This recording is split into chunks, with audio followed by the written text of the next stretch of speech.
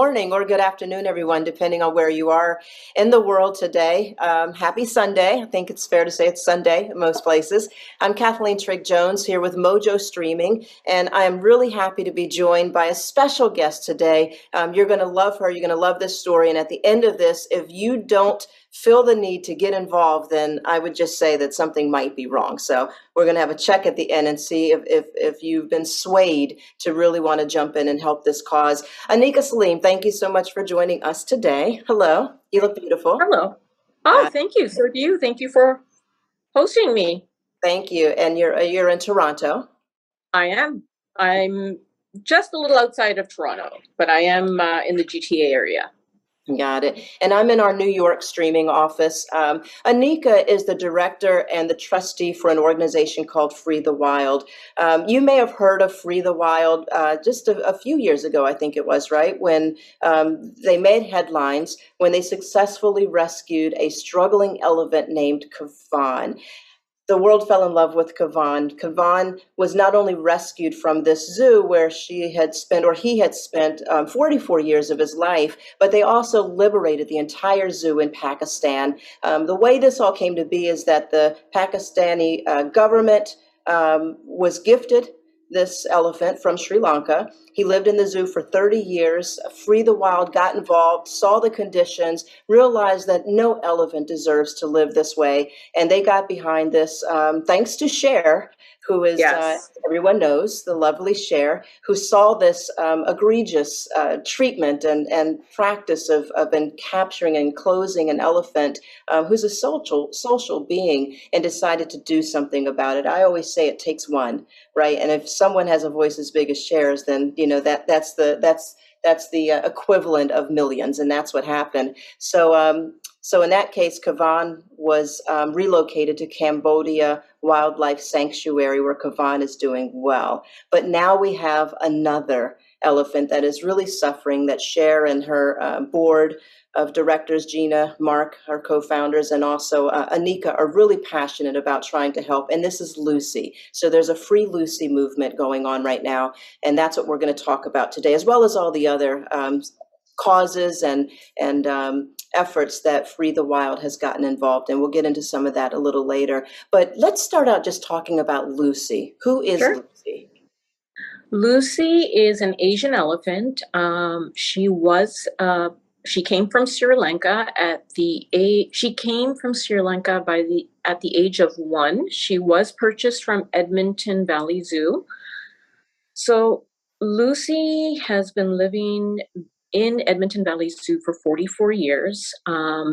She was alone up until, I believe, for the first 12 years in Edmonton Zoo. And then they brought in an African elephant who stayed on for a while. And then I believe her name was Samantha, and she was taken away to a breeding program. So Lucy has been left in Edmonton Valley Zoo. There has been a long-going campaign before Free the Wild came on the scene. There was a lot of voices, a lot of grassroots campaigns going on, social media, Twitter. Her voice was growing, but I think it was falling, on deaf ears for the people who could bring this change, meaning the zoo director, the mayor, the city council, until right after we finished up and wrapped up Kavan, Lucy was brought to Cher's attention. She was brought to our attention, and as we digged a little deeper, we just saw, what a sad state of affairs Lucy's life has been. Half the year she's housed in a barn. It's not suitable for her. No elephant should live in solitary confinement. They're very social beings. She has been mismanaged in her early years up until maybe the last 2 or 3 years. So she has been mismanaged. And when I mean mismanaged, they used to make her do circus tricks. She has been, her caregiver still walk around with a bull hook. She is, she obeys because she fears of what would happen from that bull hook. She was made to paint, meaning her trunk would be dunked in to some kind of paint, which I'm sure has contributed to her medical illnesses. And she was made to play instruments, a piano, a harmonica. So, she's lived a very, very sad life. If you take a look, if anyone takes a look at Lucy, you can see videos of her on our website or on YouTube. You'll see where she's housed most of the year, and it looks just like a fishbowl. And she just has like this vague look on her face of sadness. Yeah. I did do that. Even before our interview, I went back and looked at pictures again, and I read a caption that said she's been called the saddest elephant alive. And and you can see it in her eyes. She just looks like she has no hope, no reason to continue to live. And it's really sad. Why though? Why should people want to get involved in this? Why is it wrong for an elephant to live this way in a zoo? We visit zoos. We've seen many elephants in captivity around the world, in sanctuaries and in zoos where you can visit. But what makes this so different? That's a really good question. So to put things into perspective, elephants can walk up to 50 kilometers a day. A zoo cannot provide that kind of space for an elephant. If you always see elephants in the wild, they're in herds. They stay with their family. Lucy has been without a family for the last 44 years. The weather conditions in Winnipeg winters are brutal there. It's bitter cold. Sometimes she's made to walk out in the snow. It's just ridiculous how they've made her live. She doesn't have access to fresh water either. They give her water through a hose. So when they close up for the day, I don't believe she has any water. I believe her diet is consisted a majority of hay, and that's not the right diet for her. She needs lots of fruits and vegetables. And I think because of the weather conditions there in Edmonton, they're very limited on what they can give her. So because of that, I was going to ask you just to juxtapose this next to what an elephant should have. What would be an ideal living environment for an elephant? They're not cold weather creatures, right? That's right. So she's from Sri Lanka, and Sri Lanka is tropical weather. Cambodia is tropical weather. Pakistan is tropical weather as well, but the living conditions, I'm just going to go back to Kavan, were horrific. He needed to get out of there, and we feel very strongly that Lucy needs to get out of there as well as soon as possible. Elephants in captivity have shorter lives. It has been proven that elephants do pass away faster living in confinement rather than being in the wild. They can live up to 70, 80 years old or more. We've seen this. If you could see Kavan in Islamabad and Kavan now in Cambodia, completely different. Once we brought him to Cambodia, the next day he was entirely different. Elephants show stress when they're in captivity. Lucy shows nothing. She just stands there. She just stands there sad and just alone and depressed. She looks it. She does. I don't know how the zoo can just, it's about conservation. If they want to do right by Lucy, they really need to. They keep saying they want to do right for her, but she's without a swimming pool. Elephants love to soak in the water. She doesn't have access to mud. They love to roll around in the mud. I know she has a sand pit to dust herself off in, but that's indoors as well. She has no enrichment even in her barn, like where she stays half the year. Nothing. I think she has maybe one tire. She doesn't. It's empty. Right. The trees are painted on the wall. Like there's nothing.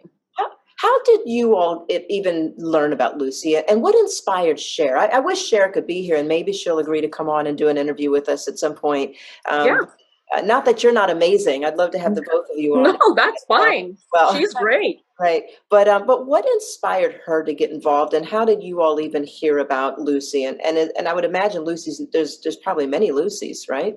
Oh, there's many Lucys out there. There are many Lucys out there, but we can only do it one at a time. It's very, very intense. It's very I don't want to say time consuming, but it is. There's a lot of things you have to factor in: country, where they're being kept, what are the laws, what government body is in charge. There's a lot of hoops you have to go through just to put the jigsaw puzzle together to where we can be like, okay, now we can start to think about a strategy. So, like I said, we wrapped up Kavan. It went viral all over the place because Cher actually, gave her word at the time to say, if Kavan is free, I will go to Pakistan and I will accompany him to the sanctuary, which she did. Nice. Once we were done that, people on Twitter started just Lucy, Lucy, Lucy, Lucy's the next person. Because, like I said, there have been grassroots campaigns going on that people have been trying to move Lucy's case. And because, it hasn't really gone, they go to city council meetings, they do petitions, they do protests, but it hasn't gotten to where it needs to go. So once the sheriff said Lucy's next, we started putting things together to strategize. And that's when Cher wrote to the mayor of Edmonton, Mr. Don Iverson, and that letter went to everybody. So it went to the city council, it went to the director of the zoo. So basically, we have been communicating with the director of the zoo, the founder, one of our founders. She's a lovely lady, Gina. She has been in communication with Gary, the zoo director, going back and forth. So Cher's offer right now, the hesitation, so I'm just going to backtrack a little bit. The hesitation with the zoo has been that Lucy has an unknown respiratory illness that they haven't found out what it is. And they feel that if she was moved, the stress would kill her. But no one has. That she's been there. Yeah. Right. Yeah. And we're not talking about a move up the street. We're talking about all the way to the United States, correct? Correct. So the drive would be about, I think, 2 or 3 days to Tennessee Sanctuary. But in order to do that, she has an annual, Lucy gets an annual medical checkup every year. But because of COVID and the pandemic, it has been made, it's made travel restrictions really, really difficult. So what the zoo director has told us is that her medical for this year will be in the fall. And what what Free the Wild has offered, as we have said that we can send down a medical team to diagnose Lucy's illnesses. It's not only that she's 1,000 pounds overweight. She has arthritis in her joint arthritis. She's been seen having colic, lying down, slapping her trunk on her stomach. She has a lot of, her feet need proper, her nails need trimming. There's a lot of stuff. Her diet needs to be changed. There's a lot. Yeah.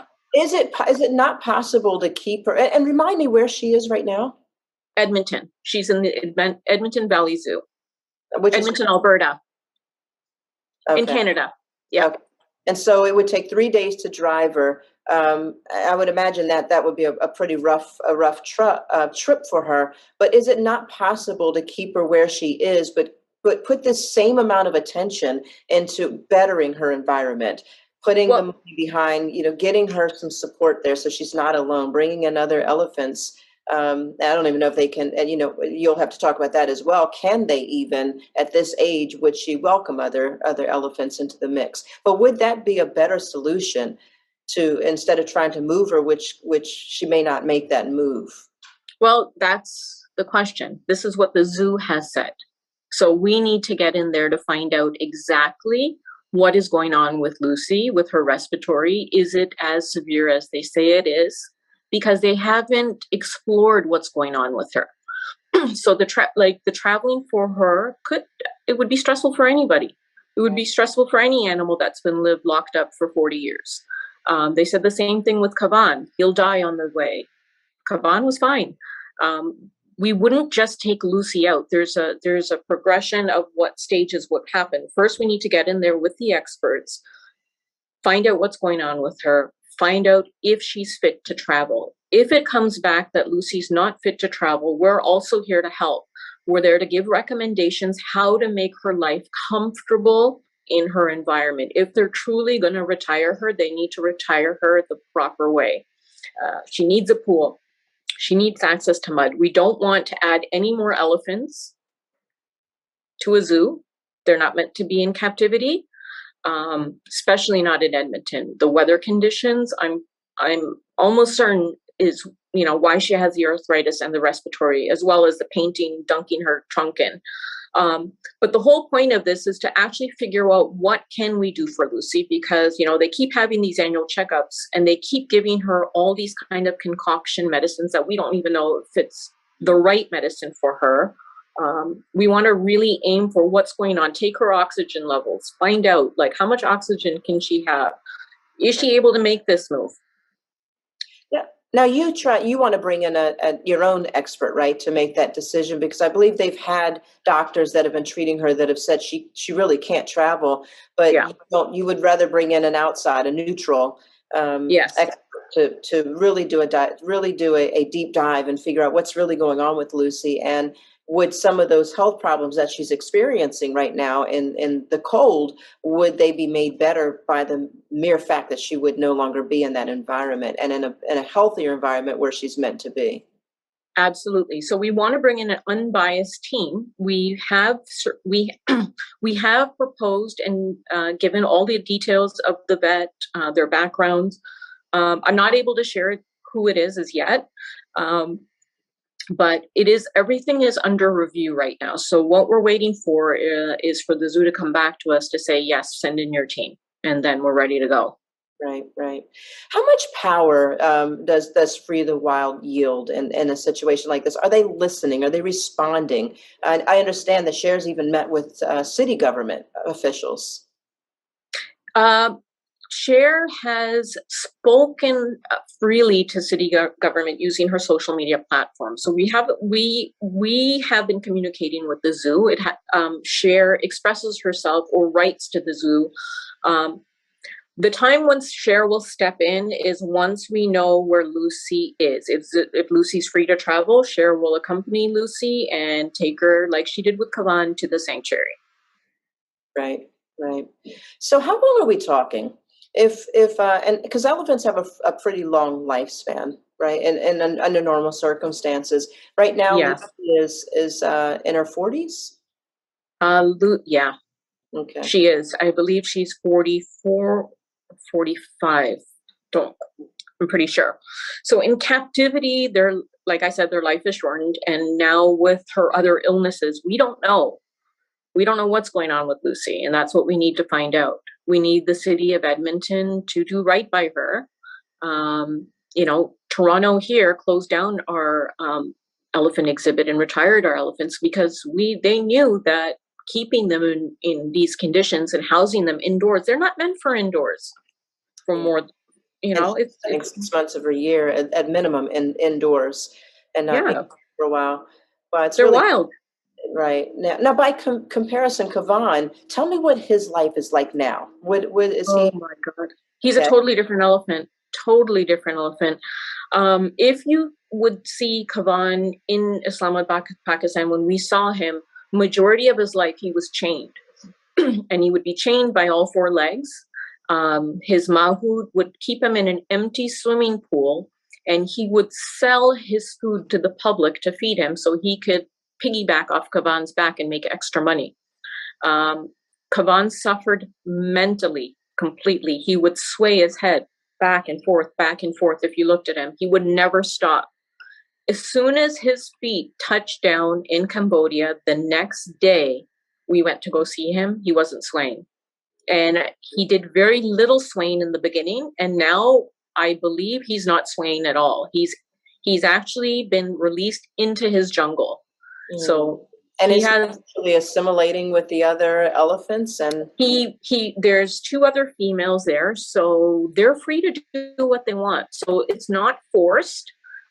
The sanctuary that Kavan is focuses on ecotourism, so there's no touching, there's no riding, there's no nothing. An elephant can be an elephant. You will go there, you will visit the elephants, and you'll watch them in their natural habitat. So basically, in Kavan's his jungle now, the girls can come in if they choose to, and they can do what they want if they choose to. But nothing is forced. Right, and that's an ideal situation. I do, Annika, want to get into some of the other causes that Free the Wild cares about, because I know there's a lot that your organization does other than freeing Kavan and hopefully Lucy. But I first want to find out if anyone has any questions. We really want to always be interactive with these interviews and give them an opportunity to ask anything that they may be wondering. Are there any questions before we move into some of the other things that Free the Wild does? Let's see, we have about a handful of people on joining us live right now, but we'll move on. If anyone has a question, though, please put it in the chat and I'll bring you. You don't have to share your camera if you don't want. If you want to, you can, but just raise your hand and I'll bring your question in. I can ask it if you want. But in the meantime, Annika, let's talk about some of the other things that Free the Wild does care about, that you're passionate about, the other efforts that you're involved in right now.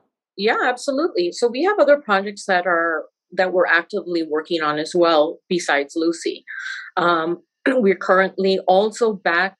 We have a case with Pakistan again, but in a different city. It's the city of Karachi, where there are 4 African elephants that are being kept in really, really bad conditions. The issue of the elephants, they all have stereotypical behavior where they're actually not just swaying their head, they're like that. And what does that mean? Like they're suffering in their habitat, like psychologically they're checked out. So and we have seen that, all the mahouts there, they walk around with bull hooks and they have bull hooked them. They make the girls give rides. All 4 girls give rides. They were actually poached in Africa. Whoever the dealer was who did this and brought them, it was dirty. They killed the mother and they stole the babies. And then they brought the babies to Pakistan. So since then, they've been suffering. They stand in their own urine and feces. They're chained up to 15 hours a day. One of them is suffering from foot rot. Now, if you know what foot rot is, it's the worst pain that an elephant can have. It's when their feet are septic and it's like their foot is rotten. So most times you'll see Malika standing like a tripod, and that's very dangerous because of her weight. If she falls, she won't get up. So what Free the Wild did was we had offered to send, we weren't asking to take the elephants, but we were offering medical intervention immediately for all of them and an ongoing to find out and treat them.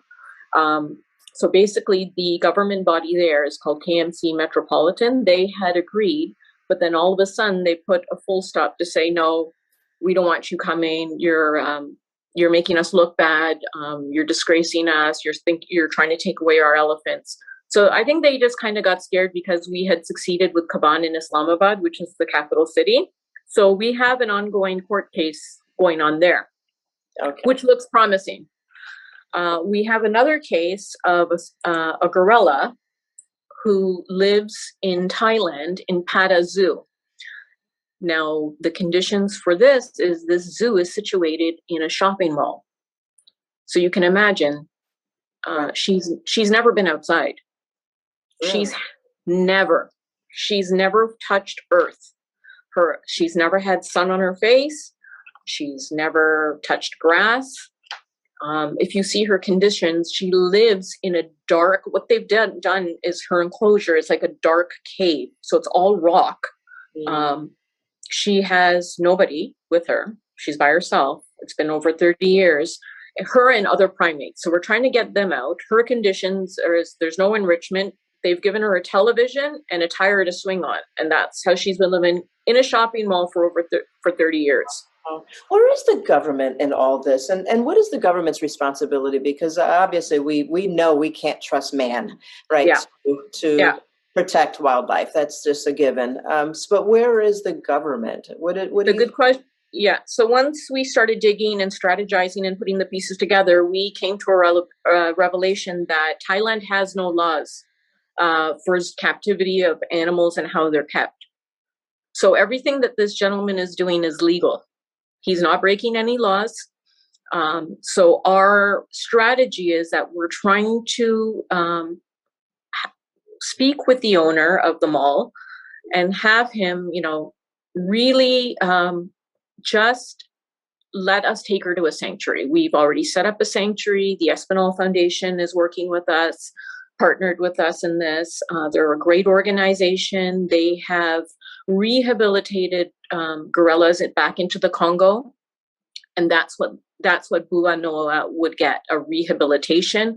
And we've also offered to take all the animals there and send them to sanctuaries.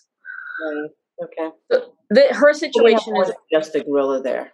Yeah, it's very sad. Her situation's very sad. There's a rat infestation. The shopping mall is in a horrible condition. It's so outdated.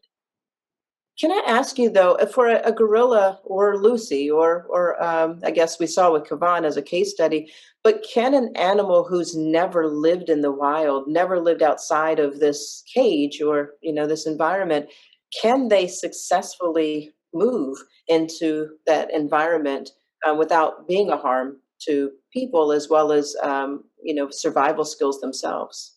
Okay, so like I said, with Kaban, there's no contact. So he does have a caregiver that he trusts because he is used to human contact with his mahu because he has lived in captivity for so long.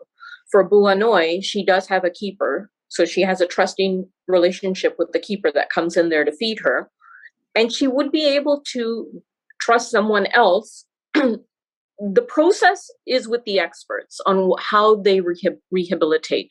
We have seen another case with the Espinal Foundation where there was another gorilla there for over 30 years that they actually just released back into the wild after 5 years of rehabilitation.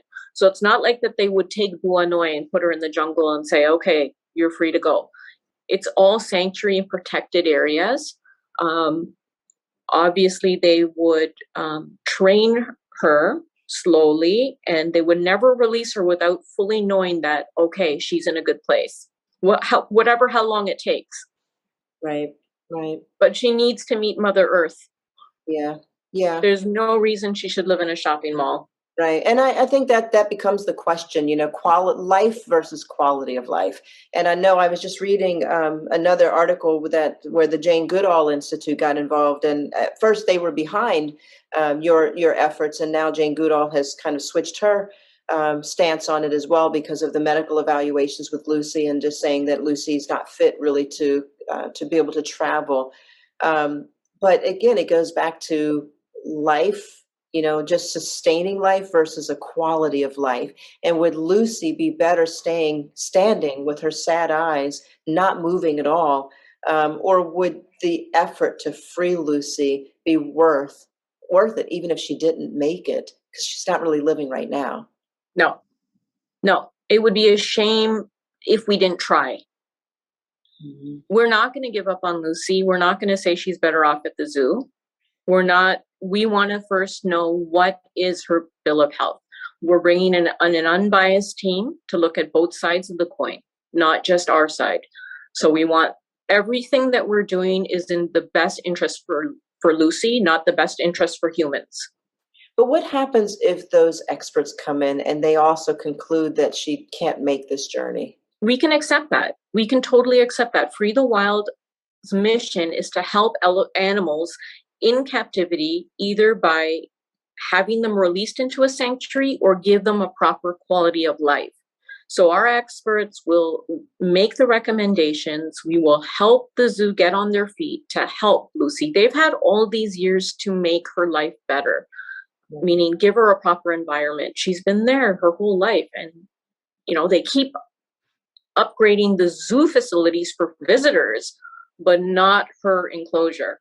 Right. And that's the other question. So we spoke about the government's responsibility, but can we educate people? I guess that's part of what we're trying to do with Mojo Streaming, educate people on the responsibility that we all have as well. Every time you visit an animal that's not in a great environment, and that could mean circuses, that could mean zoos, that could mean malls.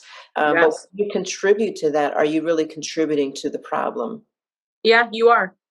Straight. I'll be brutally honest. I really feel you are. An animal that is forced to perform in a circus, being trolleyed along in a truck, only to come out at times where they're to perform is not living its best quality of life. And I always say to everybody, circuses hurt animals. They don't help them.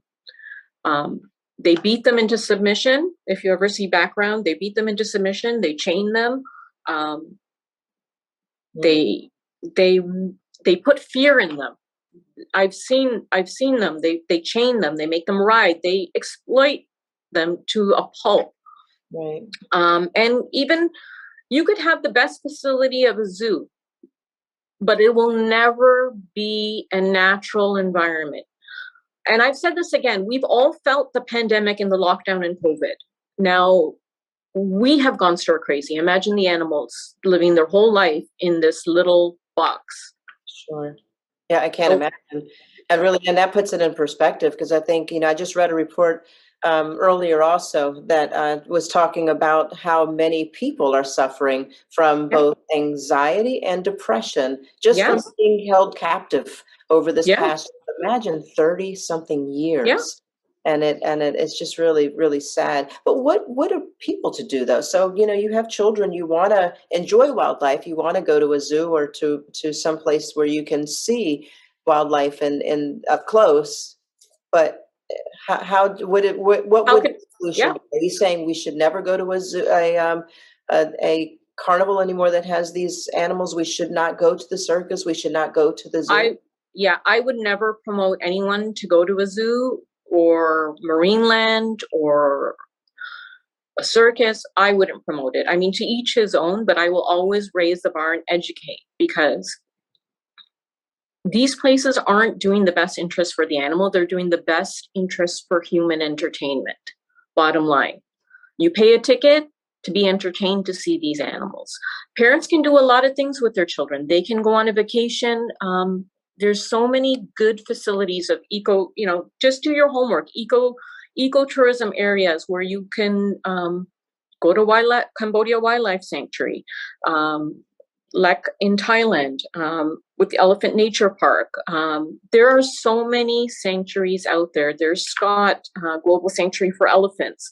There's so many people doing such good things to liberate these animals, and we need to put our money there. They need to be free. Yeah, that's a tough mindset to change, but together perhaps we can. And the more celebrities like Cher that get involved, it will make you realize this is not just a bunch of crazy people who are asking you to care about animals when children are suffering. They're two different things. We're saying that these animals deserve a better life, and we're contributing to it. Someone named Mira actually chimed in. I don't know if Mira, do you want to actually come on and ask your question? Let's see, she may not. Well, I'll say, and if you want to pop on, then just raise your hand and we can share your camera. But she mentioned that Lucy was given a blanket at the Edmonton Zoo that they won't even put on her. And then her question is, how can we trust the zoo to take better care of Lucy in her retirement when she's no longer making money for them? And that's an excellent point. If the argument is that she should not be made to do these things, painting and drawing and using, spraying water and all these things. Well, if that means that she's not supposed to be on display, well, then she's not making money for them any longer. Is there a concern that they would then really be abusive to her? I can answer that, and I have heard the story. I don't know how, it was a while back that I believe someone had gifted a blanket for Lucy, and the zoo refused. The zoo will refuse. because they don't want to show as being weak. Um, they won't admit to their mismanagement of Lucy, and by accepting a blanket to keep her warm proves that. So I'm going to go back to Cher to say that, it took us 5 years to liberate Free Kavan. And during that whole time, we were eyes on Kavan. And if it turns out that Lucy is unable to move, we will always, Free the Wild is committed to see and check on Lucy for the remainder of her life, to give recommendations, to make sure that they follow through. Cher's pressure has been a huge spotlight for Lucy, huge. Her story has gone viral since Cher had started tweeting about Lucy. And Cher is a beautiful woman, compassionate, and she won't leave. She's a fighter. Cher is a fighter. She won't leave, and neither would Free the Wild founders Gina or Mark or myself or Sagan or Jen leave Lucy's side. There are a lot of people, if you go on social media, there's a lot of people checking in on Lucy, protesting for Lucy, groups for Lucy. So I don't think anyone's going anywhere, and Edmonton knows that. Good, good. So that brings us to actually someone. There's another one here, Nancy Kitka, I believe, and she mentioned another article, which unfortunately, Nancy, we probably can't click on that link to get into the article. But if you want to ask a question or you want to come on, feel free. Just raise your hand. I do want to ask you, you said that so many people have gotten involved. Cher is just one person, but to found this organization is tremendous. But how could people get involved if others want to join you in the fight for Lucy or any of the other causes that you're behind? Well, Free the Wild is very active on our social media platforms. We do interactive things and ideas for the public.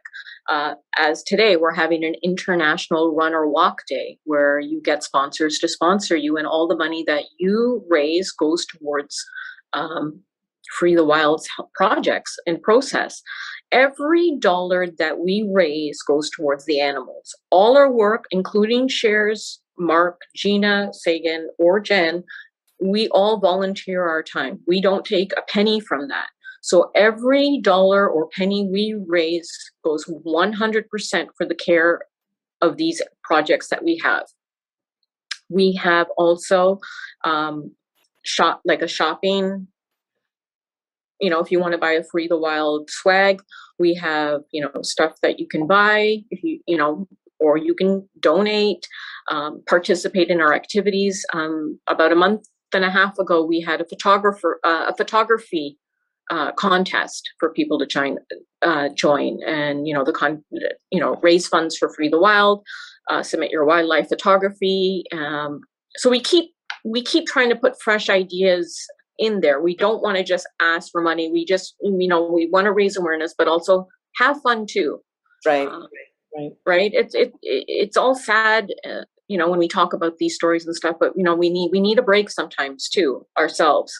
Sure. And also like-minded people just need to come together because something powerful happens when others who also are humanitarian really care about the environment, care about something other than ourselves. When you find yourself surrounded by those people, then ideas are inspired and it's just feel good work. So we always ask our people who follow us, if you have an idea, share it with us.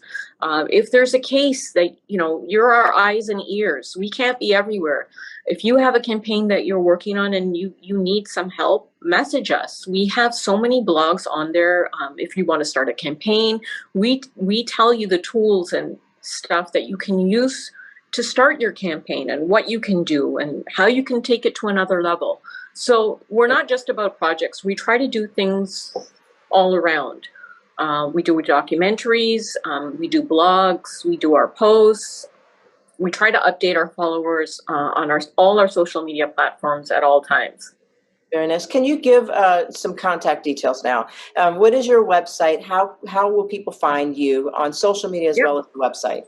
Yeah, so if you go to www.freethewild.com, that is our website. And just go through the website itself if you just want to donate. Thank you. But there's a lot of good stuff that's interactive for our followers. We are on Twitter as Free the Wild. We are also very active on Instagram as Free the Wild. Okay, got it. And if you want to check us out, we also have our Shares Elephant Lift documentary. You can see also the preview on YouTube if you want to just see it, but check it out. You'll see Kavan's successful relocation. Very nice. Now we need to work on Lucy's. Yes, Start she's a priority. Yes, absolutely. Well, Annika Salim, thank you so much for joining us today. This has been a very enlightening conversation, and I wish you the absolute best with Lucy and with the others. If there's anything we at Mojo Streaming can do, it goes without saying. Please lean on us. We're family, Thank you. and this is our mission as well, to make the world a better place by freeing the wild. So thank you so much. I really appreciate it, and I hope maybe we can have another conversation with the rest of my team. We would love that, actually. Let's make it happen. Yeah. Please keep us updated. So anytime there's any new developments, we want to know about it. We'll get that out to the people, as well as if you have events that are going on, let us know. Yeah. You said today. Absolutely. Thank you so much. Absolutely. So anyone who wants to get involved, please visit the website. Thank you again for all of your time. My pleasure. Thank you for opening your heart for those who can't speak for themselves. Thank you so much.